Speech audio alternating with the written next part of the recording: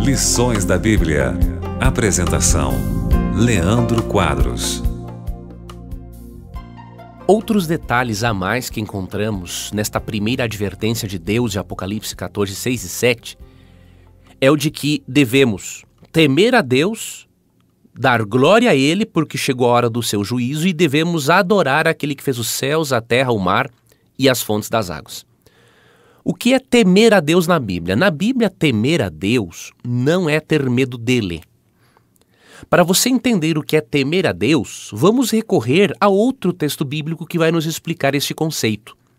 Se encontra em Eclesiastes, capítulo 12, nos versos 13 e 14. Vamos entender o que significa temer a Deus. Aqui termina meu relato. Esta é a minha conclusão. Tema a Deus e obedeça aos seus mandamentos, pois esse é o dever de todos. Deus nos julgará por todos os nossos atos, incluindo o que fazemos em segredo, seja o bem, seja o mal. Temer a Deus aqui em Eclesiastes está relacionado à obediência. Por isso, temer a Deus é obedecê-lo. É respeitá-lo, reverenciá-lo e obedecê-lo. É amá-lo de todo o coração, como diz Mateus 22:37. É estar disposto a fazer a vontade de Deus. Então, a primeira forma que Deus apresenta de nos prepararmos para os juízos finais é sermos pessoas tementes a Deus, que o amam, que o respeitam, que o obedecem, mesmo que a nossa obediência seja imperfeita. E aqui é dito que devemos temer a Deus, respeitá-lo, amá-lo, obedecê-lo, porque chegou a hora do juízo. O juízo apresentado aqui é o juízo pré-advento. É um juízo que ocorre antes da volta de Cristo. Antes de Cristo voltar, ele vai demonstrar para os anjos quem é dele e quem não é dele. Em Daniel 7, versos 9 e 10, vemos esta cena de juízo. E esta fase do juízo é muito importante, amigo ouvinte, porque os anjos, de acordo com 1 Pedro 1,12, não são seres oniscientes. Eles precisam entender todo o processo judicial para que eles vejam quem realmente aceitou a Cristo e quem não aceitou. Então, por causa desse juízo, a Bíblia nos convida a respeitarmos, amarmos a Deus e sermos obedientes a Ele. Só que há algo mais aqui nesta mensagem. Nesta primeira advertência é dito que, como resultado deste temor, deste amor e respeito e obediência para com Deus, devemos adorar aquele que fez os céus, a terra, o mar e as fontes das águas. Esse texto, esse trecho final, ele é muito importante, porque nos ajuda a entendermos como que nós podemos adorar a Deus da forma correta.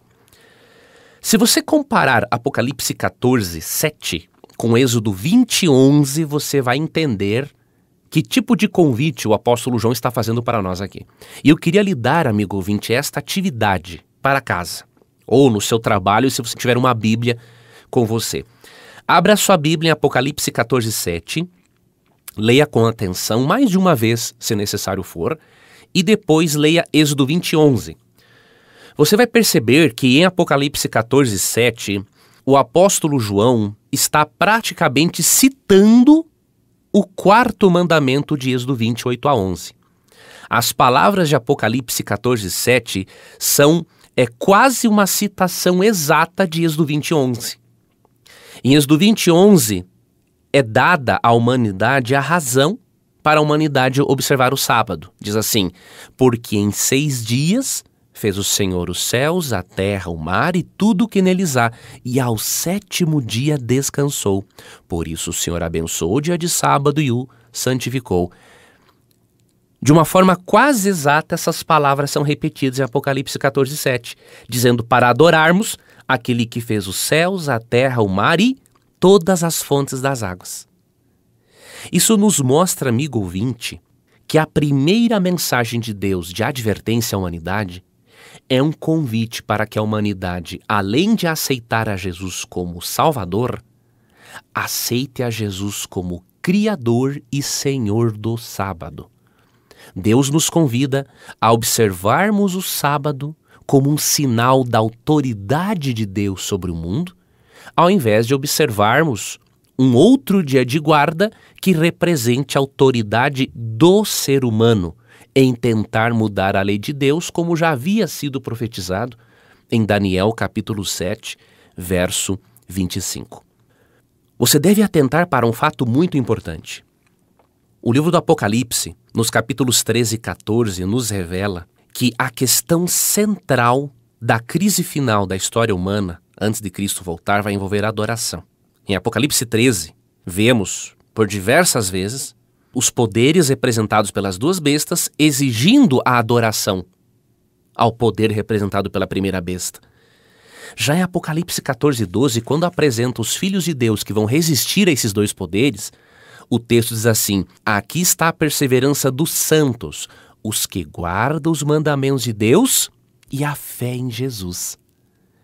Isso significa que os crentes que vão vencer aos dois poderes representados pelas duas bestas, eles serão perseverantes em relação à lei de Deus. Não que eles são salvos pela lei, nada a ver isso. A salvação é pela graça de Jesus. Só que a obediência a Deus vai ser uma demonstração externa de que a pessoa decidiu internamente ser fiel a Deus, custe o que custar. Considerando que os mandamentos de Deus fazem parte desse contexto final e considerando que o poder representado pela besta vai atacar aqueles que decidirem adorar a Deus, e considerando as palavras de Apocalipse 14, 7, que são quase uma citação exata do quarto mandamento da lei de Deus, nós entendemos, amigo ouvinte, que os poderes representados pelas duas bestas vão fazer um ataque relacionado à primeira tábua do Decálogo. A primeira tábua do Decálogo apresenta os 4 primeiros mandamentos que nos ensinam como devemos honrar, amar e respeitar unicamente a Deus. E a segunda tábua do Decálogo apresenta os últimos 6 mandamentos que ensinam-nos como devemos amar e honrar ao próximo. Então, se as questões envolvidas no conflito cósmico são adoração e obediência, é óbvio que a obediência estará relacionada a algum mandamento que tenha a ver com adoração. E o único dos 4 primeiros mandamentos que nos lembra que Deus é o Criador de todas as coisas, como anuncia Apocalipse 14, 7, é o 4º mandamento, a observância do sábado. Por isso, amigo ouvinte, mesmo que ninguém seja salvo pelo sábado, mas apenas por Jesus, pouco antes de Cristo voltar, quando houver uma união entre igreja e Estado, a sua observância do sábado ou do domingo vai dizer perante Deus, perante o universo, de qual lado você vai estar. Por isso, prepare-se, estude cada vez mais o assunto e faça de Cristo não apenas o seu Salvador, mas também o seu Senhor. Lembrando que, de acordo com Marcos 2, 28 e Mateus 12, 8, Jesus é o Senhor do sábado, não o Senhor do domingo. Você gostaria de receber a programação da Rádio Novo Tempo e também o programa Lições da Bíblia via WhatsApp? Você tem essa oportunidade agora. Você pode acessar ADV, A de amor, D de dado, V de Vitória, adv.st/Rádio Novo Tempo. Ao acessar, você pode cadastrar-se e receber este programa, além de outros conteúdos exclusivos diariamente. Cadastre-se, é grátis, é prático e com certeza você estará também compartilhando esperança com outras pessoas. Fique com Deus e obrigado por acompanhar mais um programa Lições da Bíblia. Você ouviu Lições da Bíblia. Apresentação: Leandro Quadros.